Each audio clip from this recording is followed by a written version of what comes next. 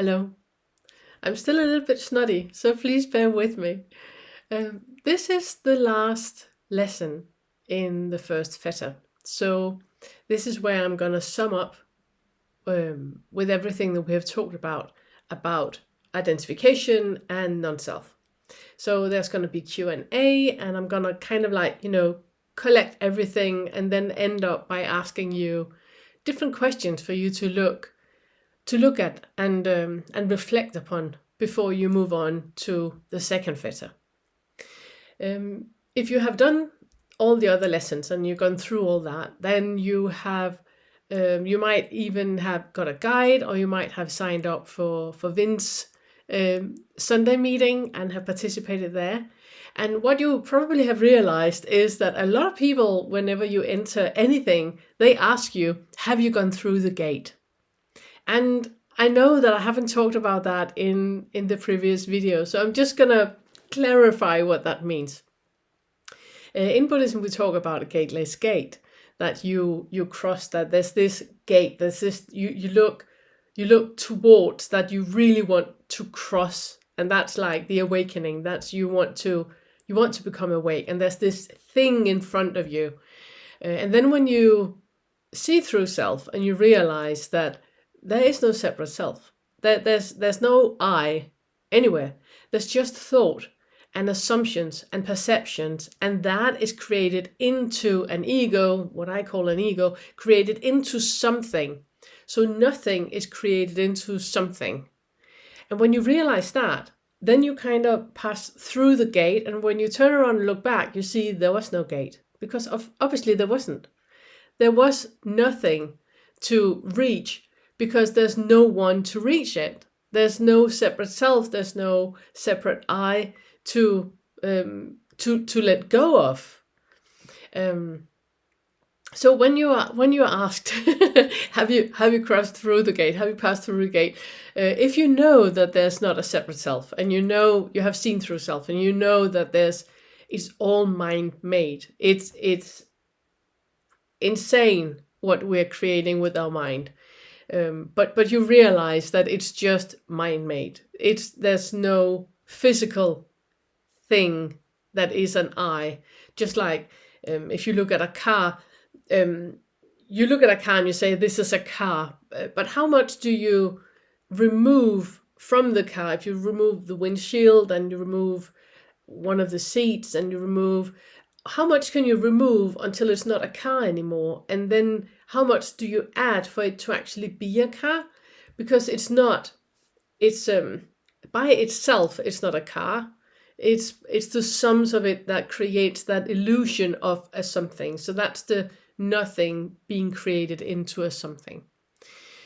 So if you're there and you have realized that, then when you ask the question, the answer is yes. Yes, I know there's not a separate self. I know that there's no entity, there's no agent, there's no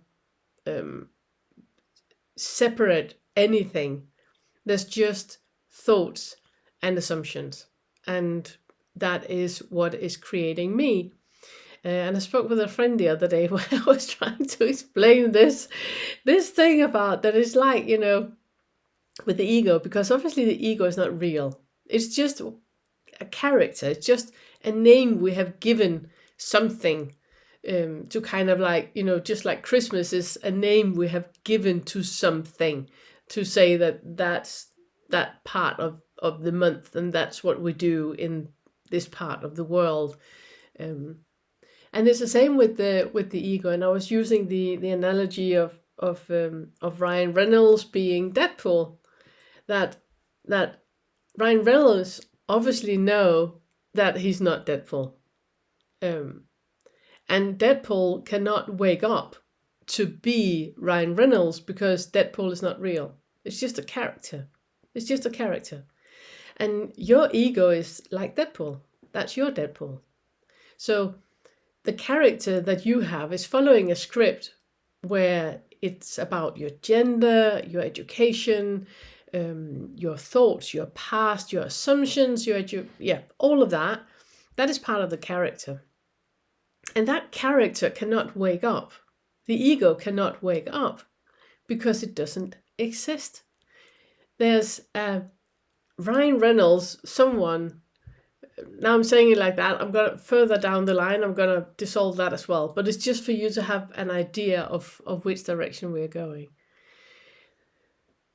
That the Ryan Reynolds in you, it has been aware of the character of Deadpool not being real all along. And when you're done when the first fetter has fallen, and you're ready to move on to the second fetter, which is about doubt, that is where I'm assuming that you are right now. Which means that you might know that there's not a separate self, you know there's only thought and assumptions, perception, and that together believes itself to be someone that exists. But you know it's nothing but just thought. But you might still have this sense of an agent or feeling of a someone, and that's completely normal. That's completely normal. That just moves you into the second fetter, which is about doubt, which is the next thing that we're going to talk about. But I just want to round up regarding the first fetter, and I'm going to answer some different questions that has been placed on YouTube. The first question I got is about control. It's about realizing that when you see through self and you see that there's no separate entity anywhere, then you can get a lot of fear. You can really become fearful because you realize that, oh my God, there's nobody in control. There's nobody that is making sure that I'm moving forward, that I'm getting in the direction that I'm supposed to go towards. And then what? Then what? And that's completely normal. It's completely normal. It's a complete illusion that you believe that you ever have been in control. You have never been in control. Nothing has changed. You just realize that you're not in control, and you have never been in control. So nothing has changed. Actually, you just see what actually is and what has been all along. And I do know that realizing that you're not in control of anything, that really pushes the buttons about death, about impermanence, about that. Well, if I can't control, that my children are happy and healthy, and I can't control that I'm happy and healthy, that I'm not going to die away from my children, then what? Then what? It's been like that all along. It's been like that all along. So what you do with the knowledge is, first of all, you get a guide. If you haven't got a guide, please make sure you get a guide, or sign up for Vin's Sunday meetings that he has bi-monthly. I'm going to put his email address in the comment section so you have it. It's okay to be fearful, and it's okay to be scared of where you are at. And it is a little bit like having those glasses on where you with the virtual reality, and you're walking out on a limb, and you're like 40 stores, you can plummet to the ground, and yet your mind knows that no, I'm just walking around in a room and I got my virtual reality glasses on. That's a bit how it is to be where you're at now. That okay, there's nobody in control, and there has never been anyone in control, and that scares me so much. What you need to do is just to create space for that to be the case. Can you be in a body that is fearful? Can you be in a body that is really scared of what you're realizing, really shaken to the core about not being able to protect your family and not being able to make sure that everything is safe? When I'm not saying that you should touch your kids in front of a train, obviously. I'm just saying that with all the things we do in our lives to make sure, put seatbelt on when we're in traffic, that doesn't mean that we're not in an accident. all the things that we do, taking our vitamins, eating healthy, all the things that we do. Keep doing everything you do, but just know that the idea of control is just an idea. It's just a thought. And being afraid of where that leaves you to right now, realizing that it is just a thought. Can you be in a body where the fear is? Can you be present with that? And breathe and just be with that. Create space for that. Is that possible? I also want to say that where you're at now, when you're seen through self, it's something which you can never turn around from. You can never be de-biked. You know, when you learn how to drive a bike, you will always know how to drive a bike. You can never be de-biked. You can never not unlearn how to drive a bike. And it's the same with seeing through self. Seeing through the illusion, realizing that everything is perception and assumptions. There's no turning around from that. There's no turning back from that. And if you need space, just to have a breather and just be in that space where you realize that, oh my goodness, this is a lot.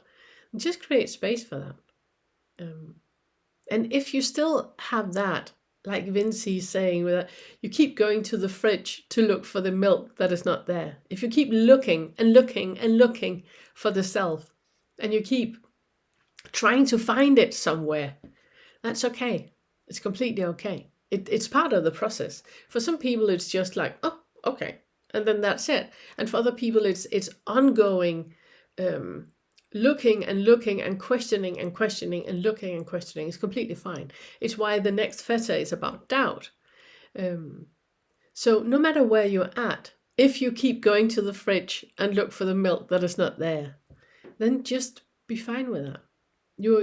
If you have seen through self, you have learned how to ride a bike, and you can never be de-biked. Another thing I really would like to emphasize is one of the things that came across in the 3 continents of awakening interviews that I did. I hope you have watched it. If you haven't, then make sure you watch it. No matter which kind of awakening you have had, no matter how you saw through self, if it was waking up one morning and you just realized it, or if it was, by seeking and finally you realized there was no seeker, there was nothing to look for, or whichever way it was, if it was reading books or watching YouTube channels or whatever it was, no matter how it happened to you, it counts. There's a lot of insecurities about that, and I just want to make sure that you really know that no matter how it worked for you, that's fine. It's completely fine. There's no right or wrong, and you cannot do anything wrong in this process. If you're still in the limbo where you keep going to the fridge looking for the milk that's not there, that's fine too. It's completely fine. Since all of it is mind-made, you can't do anything wrong. You can just have thoughts that are putting a stick in the wheel for reality as it is, which is completely fine. It's completely fine. You might have a super, super established ego. Completely fine. It's just mind-made. It's not real. So whatever way you have realized that there's not a separate self, that counts. Whatever experiences you have had, that counts. And if you're meditating a lot or you're not meditating a lot, it doesn't matter. It doesn't matter. If you read a lot of books and you haven't read a lot of books, it's fine. It doesn't matter. There's nothing you need to do. There's nothing missing. There's nothing, there's not a right way to do it or right direction to go, since it's about discovering that it's all thoughts. It's just mind-made. It's mind chatter, nothing else. And becoming aware of that constant onslaught of assumptions that is there. It actually reminds me of a really good question that I have had Here it is. Here it is. It reminds me of a really good question I have had from Paul McCoy that asks, is it okay to believe anything about Fetter work? Asking for nobody. And Paul, I love it. I love it. Yes, yes. If you need to create a concept, or you need to create a construct, or you need something to hold on to, something to believe in, that's fine. It's completely fine. I do understand that if you come from, let's say, a very Christian background where you have, good and evil and right and wrong, and you're striving to do right in the world and avoid punishment, that that that mind-made reality it's so big. It's huge. It's huge. And coming to realize that, hang on, there are a lot of inconsistencies here. There's a lot of things that is not right. But I better keep praying. Just to be on the safe side. That's fine. It's completely fine. It doesn't matter. If you need your training wheels on the bike a little bit longer, then keep the training wheels on. If you need to believe in something has your back, or the universe, or spirit, or angels, or anything like that has your back, it's completely fine. It's completely fine. It's just the training wheels on your bike. At some point you realize that you're actually driving the bike without going on the training wheels at any point, and then you don't need them anymore. So it's completely fine. There is nothing wrong. And I know that this is very much opposite of what you might have heard other non-duality teachers talk about. Not Fetter work teachers, because we basically agree on everything.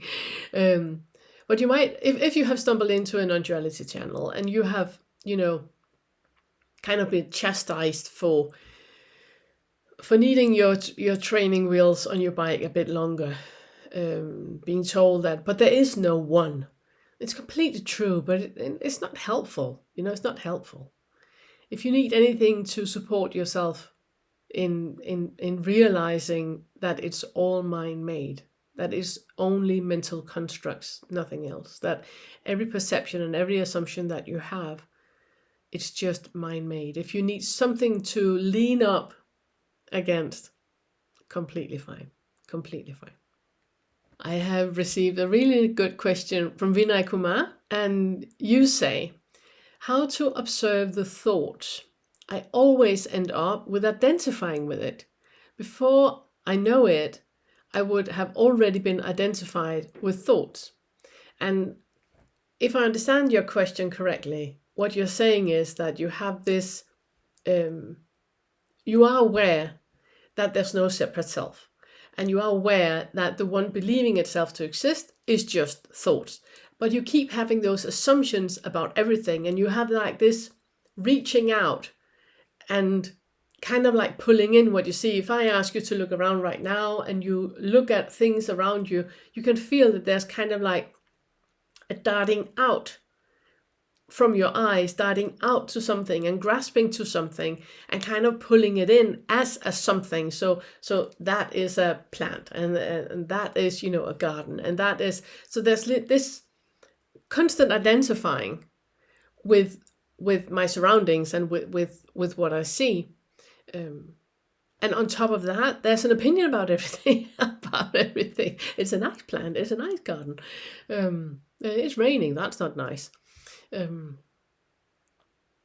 I know what you mean. If that is what you mean, obviously. And your question is, how do I, stop that mind chatter that is just happening all the time? How do I stop that? Ooh, breathe. The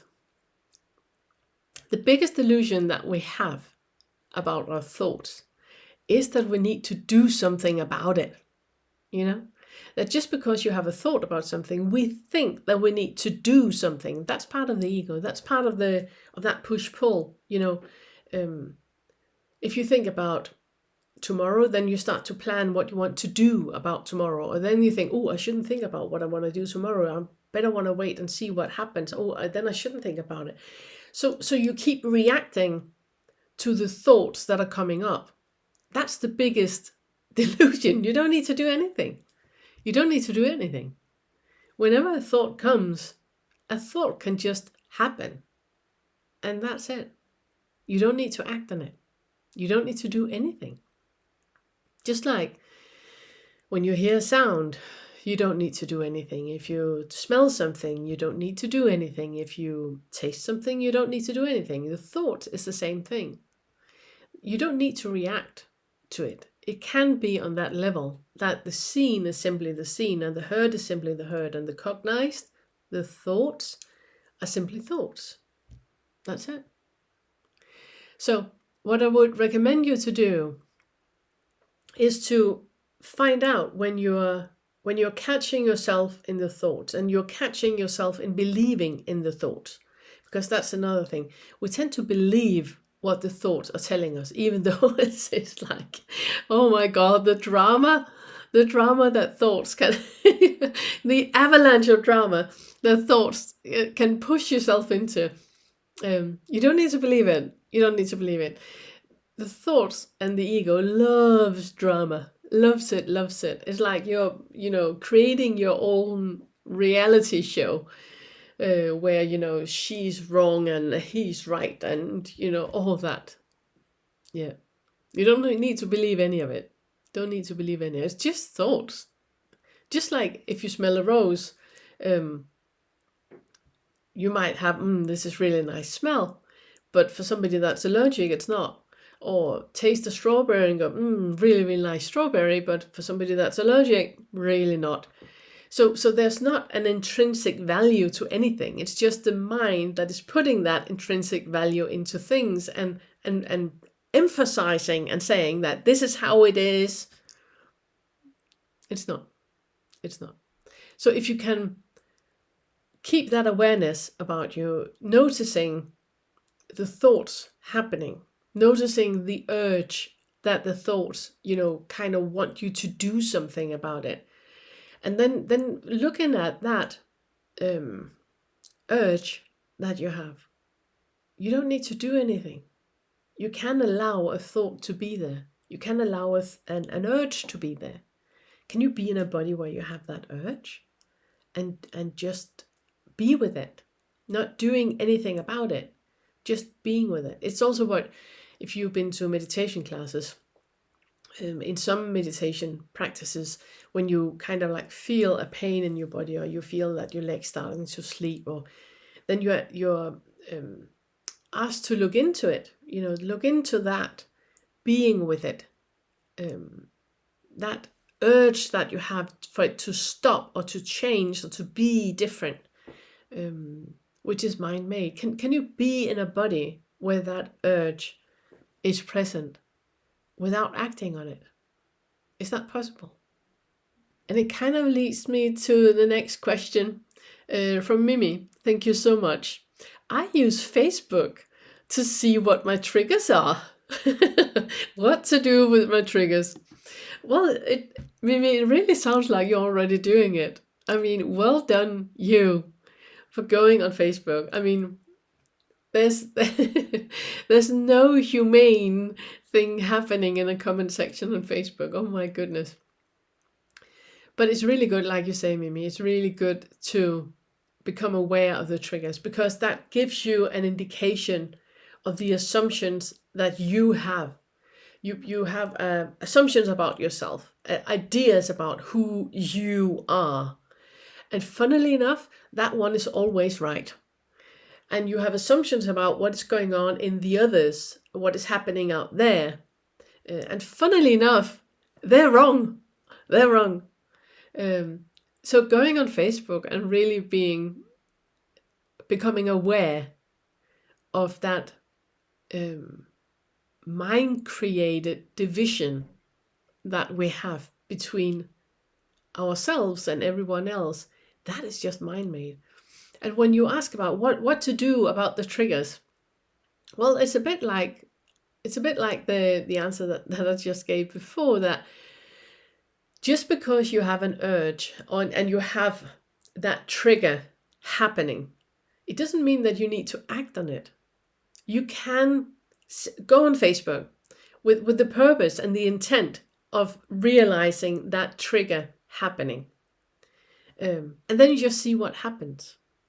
And then I would like for you also to use a different word. Instead of saying that person triggers me, then I would like for you instead to use the word activate. I activate in me when she says so and so. Because it puts the emphasis where it's supposed to be. It puts the responsibility where it's supposed to be. She can be in the world in whichever way she wants. Do whatever she wants. You do you. All she wants. That you are activated in you, that you activate you by your assumptions about her reality. That is all yours. All yours. And I would recommend you to write all of it down. Because when we come to the fourth and the fifth fetter, which is about desire, all the things you want, and the ill will, all the things you don't want, we're going to look at this. So whenever you realize that, oh my goodness, I'm activated again, this really activates me, write it down. You're going to have like an amazing working tool when we come to the fourth and the fifth. Because then we're looking at one thing is that right now you realize that you have all the thoughts and you're being activated by different things. What you need to do now is just realize that is how it is. When we come to the fourth and the fifth, we're going to completely dissolve. We're dissolving the urge to do something about it. To be in the space where you allow things to be as they are. We're not doing that yet. First, we need to realize, like you do, go on Facebook, feel the activation, feel that you are being triggered, acknowledge that there's something in you that you are activating, and then create space for that. Can you be in a body where that activation is happening? Can you be in a body where this is clearly part of what is reality right now? It is mind-made. You realize it is mind-made. I am doing all this. I am suffering with all this. And I'm, it's just my thoughts. It's the only thing you need to do about it right now. Because you have enough on your plate with that one. I know that you have that, then you get a thought and an urge about, doing something about it and sorting it out and all that. But right now, just create the space. Create the space for feeling what is happening. And being with that. So you don't need to do anything. You realize it is happening. You create space and compassion to what it is. And also, if you realize that, oh my goodness, this one has roots, this is way back. I remember when I was 5, then create space and compassion for that part of you that needs the space and compassion. Okay, another really good question. It's about that when I hear you say that I'm reaching that point where there's no suffering and there's no joy, I'm not sure I want to be there. And I get that. The thing is that where you're at right now, you are in the delusion that there is an I that can create sadness or can create joy. When you realize that all that is mind-made, it's just like, you can't even come up with with a good comparison, but it's just mind-made. It's mind-made. It is Deadpool believing he's real. But I don't want to be in a state where Deadpool is not there anymore. Well, Deadpool isn't there. Deadpool isn't there. Has never been there. But I want to calm my ego. There is no ego. There is no ego. There are mind creations that gives you a delusion of a reality that you then want to calm down. How is that possible? How is that possible? You know? It's like trying to grasp something that is not there. So it's not about being in a neutral state where there's no joy and no suffering. There's just no attachment to the joy and the suffering. I had a conversation with somebody that asked me, so you have no, we had a conversation and I said that I'm content. I'm content in life. No matter what happens, I'm content with what is happening. You cannot argue with reality. It is as it is. So I'm content with what is. And the person got really, really offended by that. And asked me, so you have no suffering? And I was like, yes, of course I do. Of course I do. I'm just not identifying with it. It is not something that is happening to me. It's just happening. Which means that even with my suffering, I'm content with what is happening. And it's a bit what this question is about. That it's not that you reach a neutral state where you're not happy or you're not sad. You're just not identifying with it anymore. There's no push-pull into it anymore. It just is. So there's nothing that is not supposed to be there. It is there. And it's fine. And basically that's it. So, yeah. And then I have another really good question about, I keep asking the question, who am I? And I end up in a state where the ego is checkmate. And I have a feeling of silence and calm. But then what? What am I supposed to do next? And it's funny how it's different questions, but pointing in the same direction. There's no next. There's no next. It's a complete delusion when you believe that it is a linear moving experience, you know? That I'm here where I'm not content. I would like to be there where I am content. I can see what direction I should go. How do I get there? You know, it's a complete delusion. Complete delusion. Whenever you believe what the thoughts are telling you, that you're not content, let's say, or that you are struggling or you are sad or anything, whenever you believe what the thoughts are saying, then get into the core of what it actually is. Because like we talked about in one of the lessons, that you have something is happening. And then that is like the core experience of it. On top of that, you place a post-it. But from then on, it's not the core experience that you're reacting to anymore. It's the post-it that you're reacting to. So I'm really, really sad. That is because my dog died. Oh, and now I'm never going to go for walks with my dog anymore. And then it goes like that. So you are removing yourself from the core experience. And that is when you believe in the thoughts. That whatever the thoughts are telling you is true. You believe that to be true. And you believe on that, building on that is happening. And then she said, and then he said, and then she said, and then I thought, and then and all that. And you completely removed yourself from the core of it. So when you're in the space where you keep asking, who am I? And there's no one. And you keep going to the fridge looking for the milk that is not there. At some point, you realize that, well, I don't need to go to the fridge, do I? Because there's no milk. And there's nothing to do. There's nothing to do. What is right now is exactly it. That's it. And this is it. This is it. There's nothing more. We could pack it all up. Yeah, Move on. That's it. Because this is it.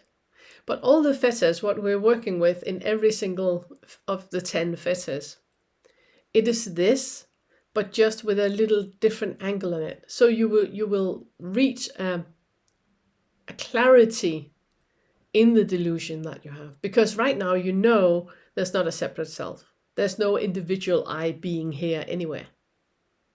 You know that. The next thing we're going to look at is doubt. And that's all the things where you question yourself, like you're doing now, going like, but then what? Then what? Yeah. So you're doing fine. You're doing fine. I have received another great question from Mary. I know that I don't know anything, but the mind isn't content with that. So it seeks to piece the puzzle together. I surrender to what is, without any effort, labels, or... Yes. I know. It's like I talked about in the other questions. That mind. So you know that there's that it's just the grasping that the mind is doing. The mind is just, telling a story, making you believe that you need to act to what the mind is actually thinking of. And you don't. It's just like when you sit down to meditate, then you start to think, oh, and I need to, oh, and the washing machine, oh, and all of that. It's what the mind does. It's what the mind does. There's nothing wrong with that. Just like the nose is smelling all the time, the ears are hearing all the time, the mind is thinking all the time. You don't need to do anything about it.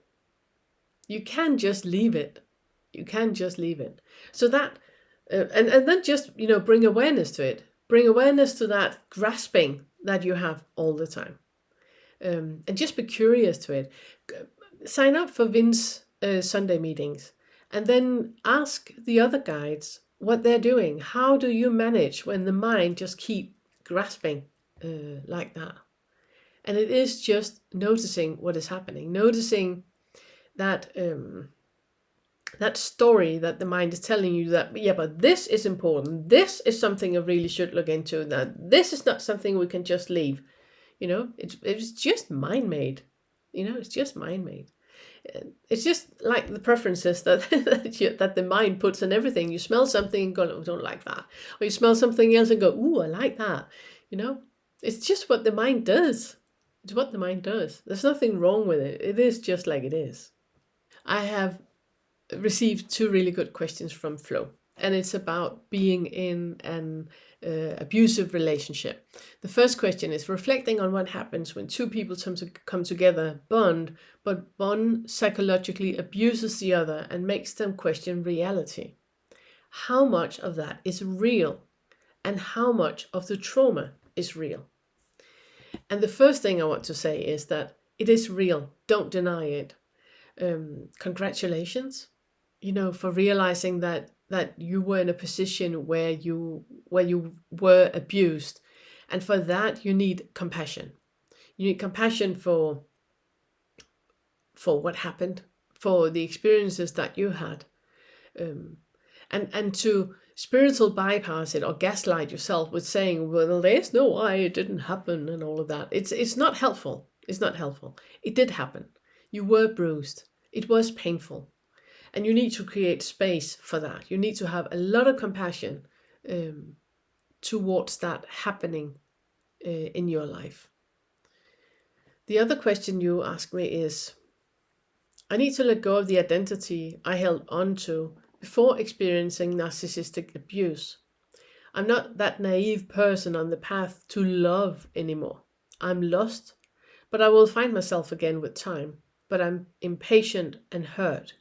And what I want to say is that yes, really, really deep hooks into an identification. I really, really get that. The first thing you need to do is to create space for the grief, for the mourning that is happening. It doesn't help you if you just divert your attention and saying that, no, I'm out of it. Thank God I'm out of it. Sorted, not an issue anymore. You need to create space for what happened, and you need to, and in order to do that, you also need to look at the identification that was there, because that is part of it.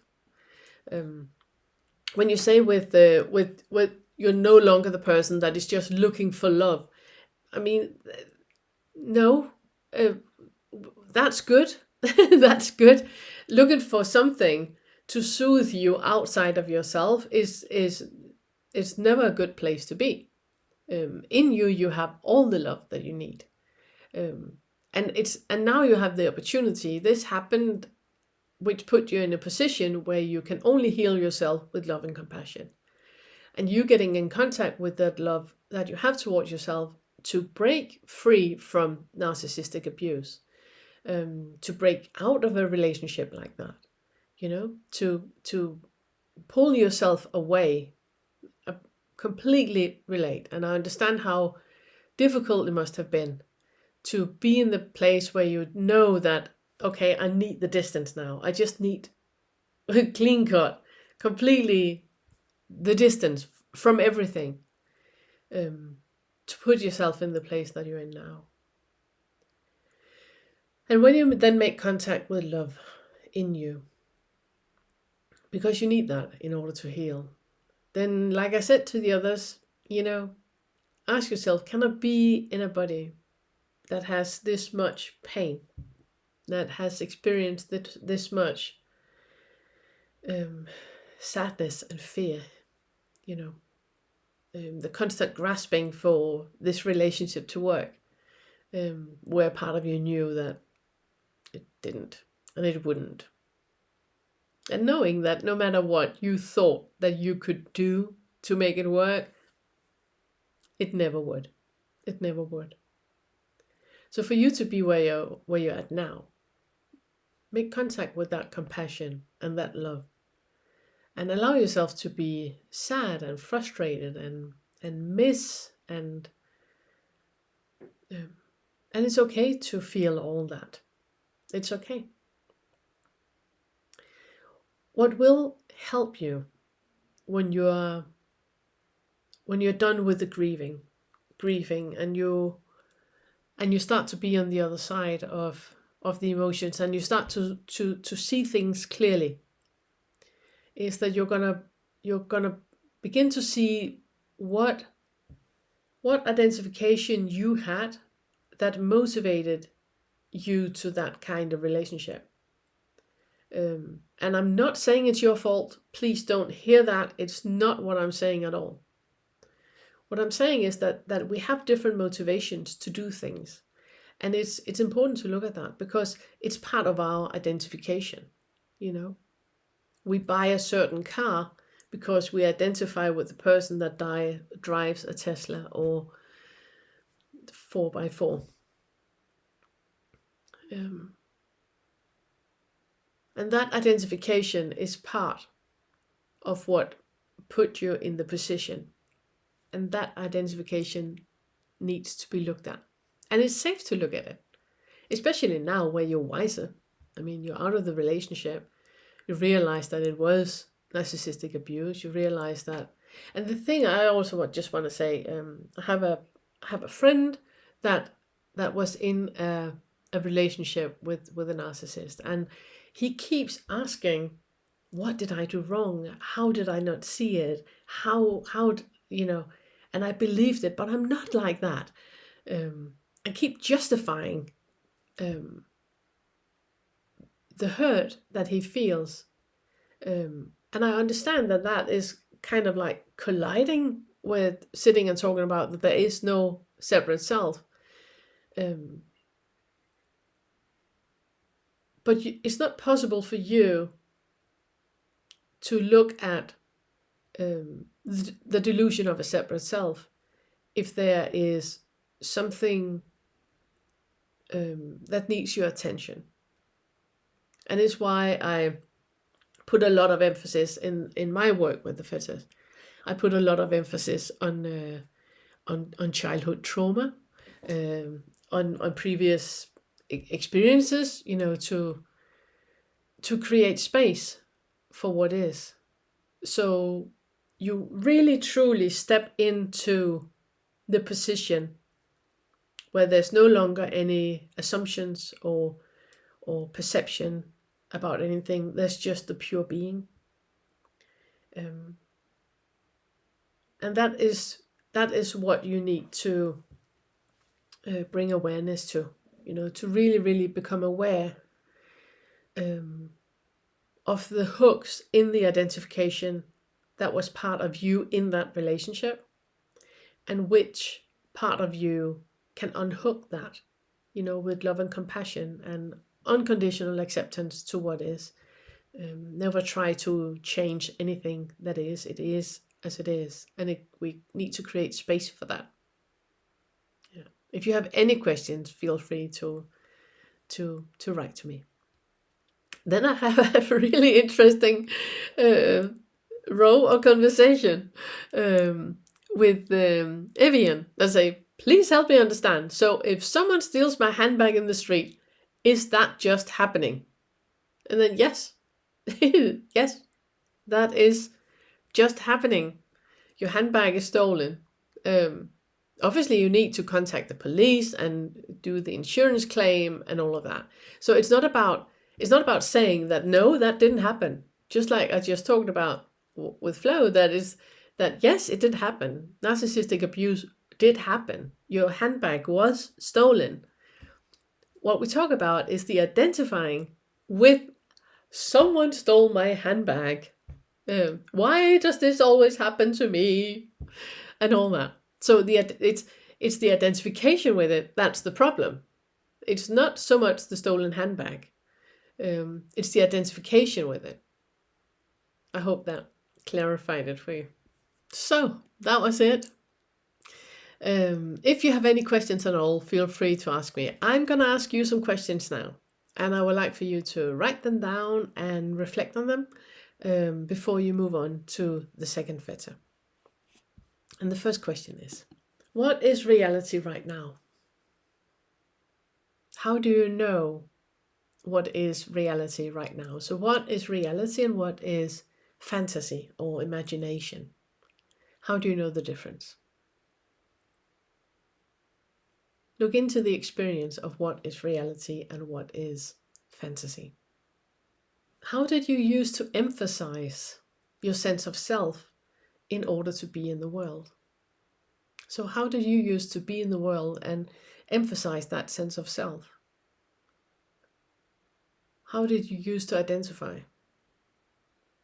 How was your selfing in comparison with how it is now? How did you use to believe you were? And how did you discover that you weren't? So what experiences did you have to get you to that point of clarity where you realized that who you thought you were, you weren't? How did that happen for you? Did you have to create an ego or a sense of self in order to dissolve it? Or was the ego already present? And this one is a really good question to realize how your attachment is to different things. And again, it's something which we're circling back to the answers of these questions in Fetters further down the line. And that's why it's a really good idea to really sit down and answer these questions for yourself. So, did you have a well-established ego or did you have to create that in order to look at childhood trauma, for example? Like what I just talked about with Flo, that it might be an idea if you have been completely obliterated by a narcissist, then it is an idea to create a strong ego where you have strong boundaries. And it's like, a firm, thou shalt not pass, I'm standing here, I am standing here. You need to build that ego with clear boundaries before you can dissolve it. So did you have the ego or did you have to create an ego in order to dissolve it? How did you realize that expectations are always an indication of victimhood? And this, oh my God, this is such a big one. um, well, if you're ever at a dinner party and you're sitting, with the person next to you, you can always ask this question, this always fires up a good debate, How did you realize that every expectation you have is a part of you being a victim? But seriously, it's really, really good question. It's a really good question. It's very, very good to become aware of. That every time you expect something to happen, you're placing yourself as a victim because it won't happen. I mean, all the things that we think is going to happen, how many of those things are actually happening? You can expect a lot of things and you get so disappointed every single time because you're a victim. You placed yourself as a victim. And the next one is also great for a dinner table. The question is, how did you realize that everything you perceive in others can never be anything but a projection of your own story based on your own assumptions? I mean, that's a good one too. I'm going to talk more about that in the next Fetter. I'm circling back to this one in the Fetter about doubt. Because we have this bubble of reality around us, the way that we perceive the world, and what we basically do is just mirror, we project what we see in us onto others. So if you're not completely clear on this one yet, it's fine. It's fine. I'm circling back to this one in the next Fetter, because this one is a huge one as a foundation when it comes to doubt. So if you have doubt about your process or doubt about anything, basically, this one it's one of the key cornerstones about doubt. Oh, and this one is really good. This one is really good too, especially for everybody who's in a relationship. How did you realize that they are always right? Well, our minds and our egos are so deluded. So deluded. When a person comes and tells you, but this is how the world is, how did you realize that that is true? That is how their world is. And you cannot change it, and you're not supposed to change it. So, every time you are in a discussion with somebody, and you become aware of what you're actually doing right now. You're literally in a discussion. I mean, how pointless is that? You're literally in a debate, or you're literally in a discussion and you want to be right. Take a breather, take a step back, and then see if you can get to the point where you go, you know what? You're right. You're absolutely right. And they are right. An opinion can never be true. An opinion can never be true. It can only be true to you, which means that your opinion is true to you, their opinion is true to them. So, whatever they say, whatever they perceive as their reality, that is what they perceive as their reality. There's no discussion, there's no debate, it's just how they perceive it. They're absolutely right. You can end every single argument, every single family feud, every single debate, every single that happens in you by just saying, you know what? You're absolutely right. And truly mean it. Not be sarcastic. Don't do that. Truly, truly mean it. What was your biggest selfing delusion? This is one that if you're in a group, if you meet with friends and you're doing the Fetter work together, this is one, I mean, you can take a full week and work on this question alone. What was the biggest selfing delusion? Because what we have as the biggest selfing delusion is like the foundation of, oh my goodness, everything. I believe the world is a kind and loving place. Oh, when you realize it's not, oh my goodness, And that's why it's so important to have guides or to have good friends, to have a group. Again, Cannot emphasize it enough. Vince's group is great. Really, really, really great. And talk about these things, because it realizing, I know that realizing that it's all just thought, that's not traumatic, because it has never been anything but just thought. But that delusion that you have shaped your entire life upon, realizing that can be like punch to the stomach. So really, really look into this. Really reflect on this. And there's nothing but liberation on the other side. I mean, there's nothing but freedom and liberation when you realize it. There's nothing to. There might be a lot of people listening and watch this and going like, "What's she on about? There's no trauma. There's no nothing." I know. But we're not there yet. We're not there yet. It's still painful. It's still a lot. It's still things that can keep us awake at night. Even though we know it's just mind-made. Yeah. So this one is a question that's good to reflect on and to talk with a good friend about. How did you realize nothing anyone says about you is about you? And this is a big one too. Whenever you're in a fight, in a discussion, whenever Janice is annoying in the office, whenever people talk about you behind your back, all of that, I'm going to circle back to it in the next Fetter when we talk about doubt, because it's part of the bubble of reality. It's part of that delusion that we have. So if you're already there where you completely know in you that whatever anybody says about you, it cannot be about you. It can only be about them. Just like whatever opinion you hold about anything, it can never be about anybody else and can only be about you. If you're already there and you already realized, then reflect on that. Because it's like the kaleidoscope. There's a lot of different twists and turns on this one. What was the topic of the first delusion you experienced unconditional acceptance towards? And this is one of the things that I absolutely love with the Fetter work. It is that creating space to what is, holding space, creating that unconditional acceptance to what is. It's there anyway. Whatever lie you told yourself, it's fine. It's completely fine. And if you cannot accept that this is how it is, then accept that you cannot accept it to be what it is. So what was the biggest topic? The first delusion that you experienced that unconditional acceptance towards?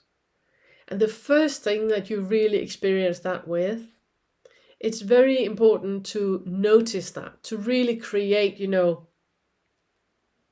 make something out of it, because you can use that as a template, as a copy paste for all other topics for the rest of your Fetter work. And the last question, how did you realize that your delusion wasn't significant at all? That's a great one too. And also, I would recommend you, if you're sitting, at the dinner table, feel free to ask that question, out in the open. Yeah. So that was it, my friend. I hope you're happy. I hope you're healthy. And I hope you're ready to move on with doubt. If you need to circle back to some of the lessons in the first Fetter about identification at any point, then just do that. It's not, don't look at it like first, second, third, and there's, smaller and a higher step and more and better. And it's not like that at all. It's a circular wave movement, like cloud formations, like waves in the ocean. And it is a process. There's nothing linear about this at all. The only linear is just that we call it a linear number. It's not that one is more important than the other. A lot of realizations will happen like that. And if you at any point need to revisit the lessons that you have had in the first Fetter, then just do that. And then otherwise, see you in the second Fetter. Thank you.